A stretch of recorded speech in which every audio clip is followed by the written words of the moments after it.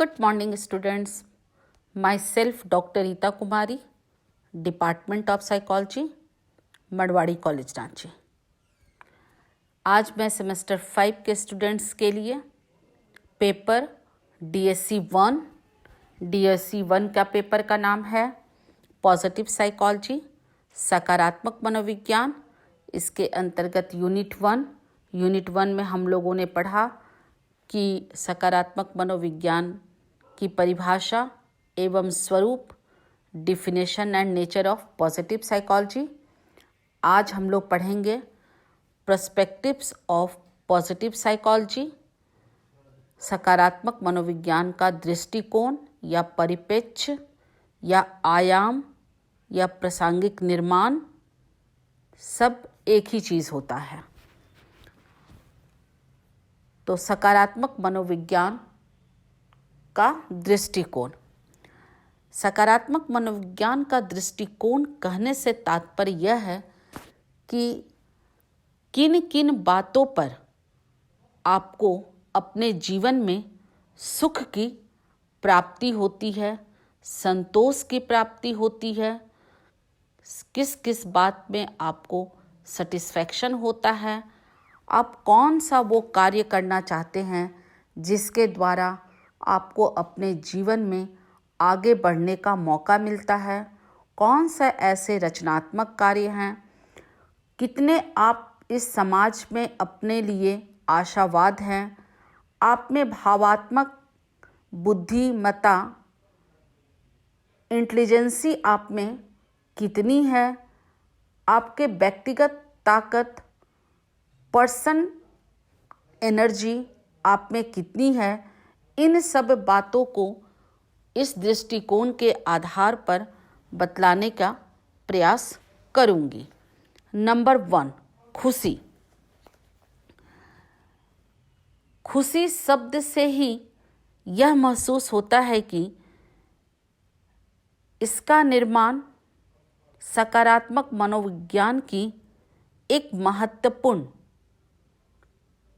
दृष्टिकोणों में शामिल किया गया है, क्योंकि जब तक व्यक्ति के जीवन में खुशी नहीं होती है तब तक व्यक्ति अपने जीवन का कोई भी लक्ष्य प्राप्त नहीं कर सकता है।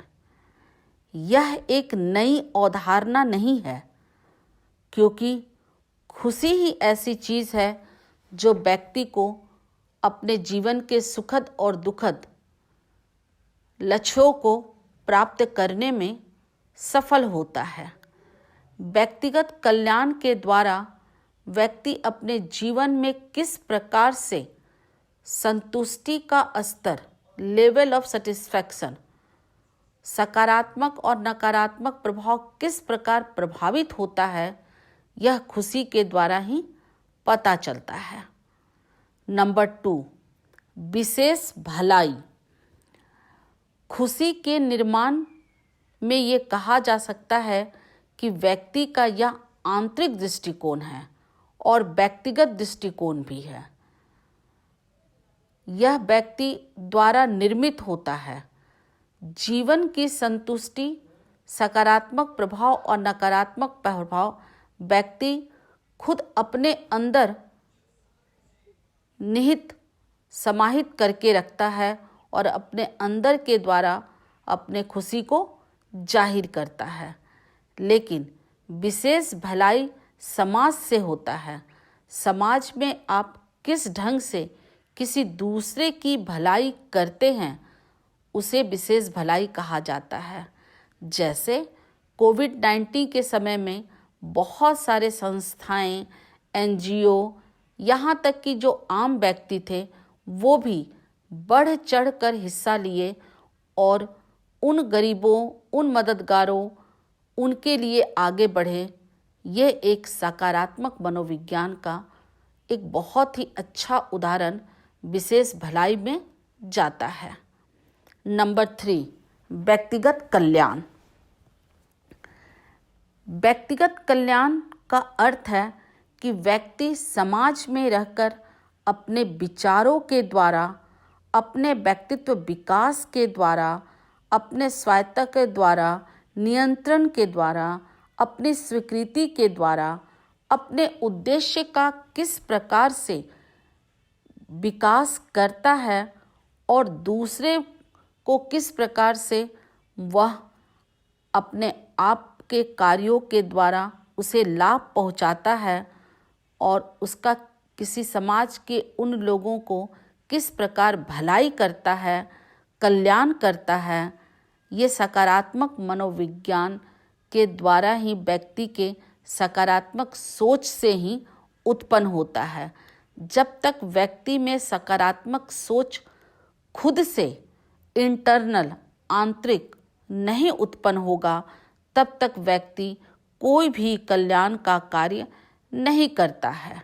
विशेष भलाई में एक्स्ट्रा काम करना, लेकिन व्यक्तिगत कल्याण में आप समाज के लिए ऐसा कौन सा काम करते हैं जिसके द्वारा किसी दूसरे व्यक्ति को लाभ होता है और आपको भी अपने जीवन में संतुष्टि मिलती है।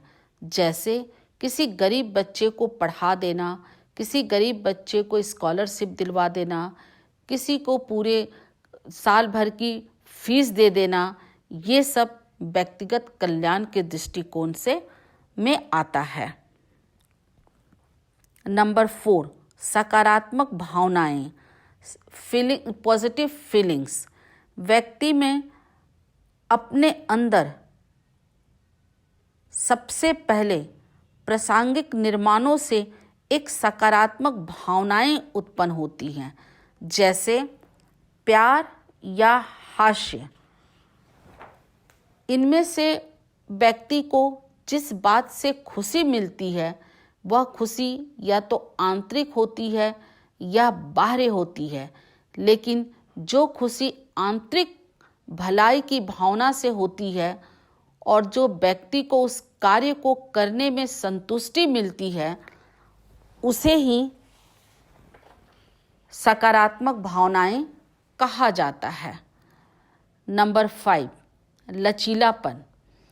पॉजिटिव साइकोलॉजी का एक और महत्वपूर्ण पहलू है कि वह किस प्रकार से अपने कार्य को करता है और साथ ही साथ वो अपने कार्यों में रिजिड ना होकर लचीलापन भी लाता है।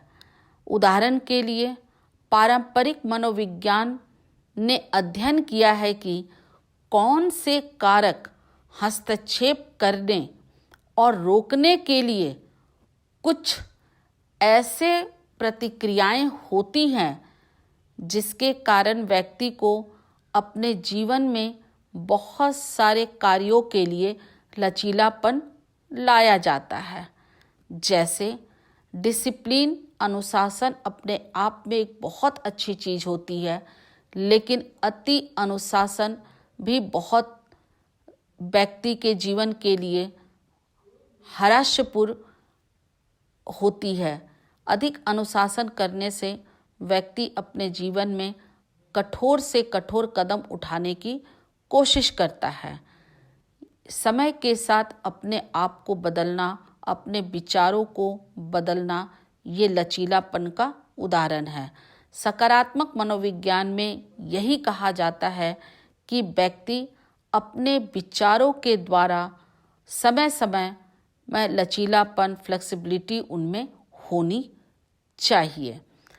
फॉर एग्ज़ाम्पल, जैसे पहले यदि कोई लड़का लड़की भागकर शादी कर लेता था तो इसे एक अपराध माना जाता था, लेकिन आज समय के साथ इसे लोग, अपने समाज के लोग, परिवार के लोग, सभी लोग स्वीकृति प्रदान कर रहे हैं।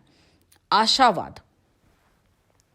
सकारात्मक मनोविज्ञान में मनोवैज्ञानिकों का कहना है कि जब व्यक्ति में आशावाद की भावना आ जाती है तो व्यक्ति में काम करने की रुचि बढ़ जाती है। आशावाद एक मनोवैज्ञानिक विशेषता है जो लोगों को भविष्य को सुधारने और अपने तरीके से देखने और न्याय करने के लिए पूर्व निर्धारित करता है कि किस प्रकार से किसी व्यक्ति को की भलाई किया जा सके। और सबसे दिलचस्प बात यह है कि उनके व्यक्तित्व का निर्माण करने में भी आशावाद का बहुत ही महत्वपूर्ण हाथ होता है। आशावाद व्यक्ति के स्वास्थ्य और व्यवहार में एक मध्यम कारक के रूप में कार्य करता है, क्योंकि यह उन व्यवहारों को प्रेरित करता है जो परिवर्तन को बढ़ावा देते हैं। नंबर 7, रचनात्मक। इस दृष्टिकोण से रचनात्मकता का अध्ययन भी किया जाता है, क्योंकि कला, विचार और समाधान की समस्याओं का काम करना या ना करना, नई चीज़ों का उत्पादन और निर्माण करने की क्षमता। दिलचस्प बात यह है कि रचनात्मकता को ऐसी चीज़ के रूप में खोजा जाता है जिसे सीखा और विकसित किया जा सकता है। कुछ व्यक्ति में कुछ ऐसे गुण होते हैं जो स्वतः ऑटोमेटिक उनके अंदर होते हैं। सकारात्मक मनोवैज्ञानिक उन व्यक्ति के उन गुणों को बाहर निकालने की कोशिश करता है जिसके द्वारा उन व्यक्ति में सकारात्मक विचार आए और वो समाज के लिए कुछ न कुछ कार्य करे। नंबर 8, ताकत। यह उन शक्तियों के बारे में है जो प्रत्येक व्यक्ति की मनोवैज्ञानिक विशेषता है, जो समय समय पर अपने साथ विभिन्न परिस्थितियों के अनुसार उसे प्रस्तुत करता है, जिसके सकारात्मक परिणाम होते हैं। ताकत सकारात्मक भावनाओं को भड़काती है और बाधाएं जो है, बीमारियां जो है, उससे बचाती है। पॉजिटिव साइकोलॉजी में अलग अलग दृष्टिकोण के आधार पर व्यक्ति के जीवन की अवधारणाओं में कल्याण, जीवन के साथ संतुष्टि और जीवन की गुणवत्ता शामिल की जाती है, और इसके आधार पर यह कहा जाता है कि इसे किस प्रकार से संचालित और मापा जाए जिससे व्यक्ति के जीवन में सकारात्मक प्रभाव अधिक से अधिक पड़े और नकारात्मक प्रभाव उनके जीवन से हट जाए। इस प्रकार से कहा जा सकता है कि सकारात्मक मनोविज्ञान के इन दृष्टिकोणों के आधार पर व्यक्ति के जीवन को सकारात्मक पॉजिटिव में ढालने की कोशिश की जाती है, और मनोवैज्ञानिकों का यही सबसे बड़ा कदम है कि वो सभी व्यक्ति के जीवन को पॉजिटिव ऊर्जा से भर दे। धन्यवाद।